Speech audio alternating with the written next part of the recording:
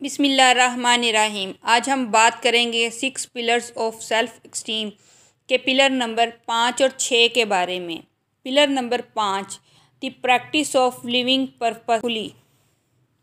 क्या आपने कभी ये महसूस किया है कि आप एक जगह फंस गए हैं और आपको बाहर निकलने का दरवाज़ा नहीं मिल रहा? बहुत से लोगों की ज़िंदगी बिल्कुल ऐसे ही होती है। वो सुबह उठते ही काम पर जाते हैं, वापस घर आते हैं तो सारी रात टीवी देखकर गुजारते हैं। ये लोग इतने अनकॉन्शियस होते हैं कि अपने काम और प्रॉब्लम के बारे में भी भूल जाते हैं। हर दिन उनका ऐसे ही गुजरता है क्योंकि इनकी ज़िंदगी में इनका कोई पर्पस नहीं होता। Don't burn your life living like a zombie. काम पर जाना, सोना, उठना, फिर काम पर जाना, अगर बीमार पड़ गए तो दवाई खाना और फिर से काम पर चले जाना।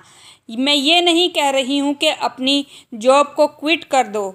मेरा मतलब है कि पर्पस के साथ जियो, अपने कदम को इम्प्रूवमेंट की तरफ बढ़ाओ। जब आप अपने पर्पस को ढूंढ लोगे तो आप मेहनत करोगे तो आपको आपकी लाइफ में खुशी मिलेगी, वो खुशी जो आप चाहते हो।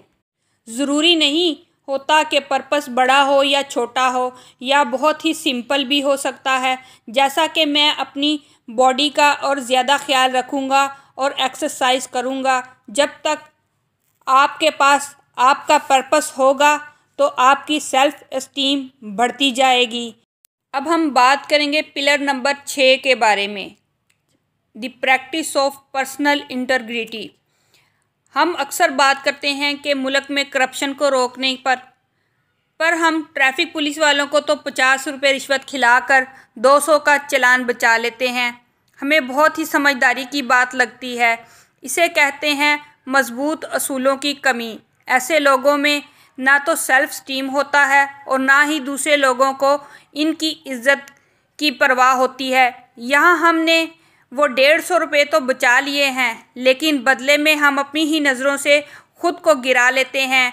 क्या आपको लगता है कि ये फ़ायदे का सौदा है? ये था आखिरी पिलर।